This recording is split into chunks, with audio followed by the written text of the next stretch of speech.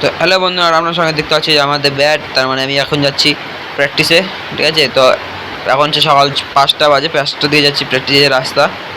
এই তো রাস্তাতে দেখতে পাচ্ছি যখন যাবো প্র্যাকটিসে। তো একজন দাঁড়ালাম, কিন্তু সে দাঁড়াটা আসলো না আর কি। পরে এই যে সাইকেল বের করে নিয়ে আসলাম, দিদির সাইকেলটা। তো আমি সবসময় জেরু সাইকেল নিয়ে চলি, তো জেরু সাইকেলটা নাই, মানে আমার হন্ডাটা নাই আর কি। তো দিদি সাইকেলটা নিয়ে বেরোবে বললাম।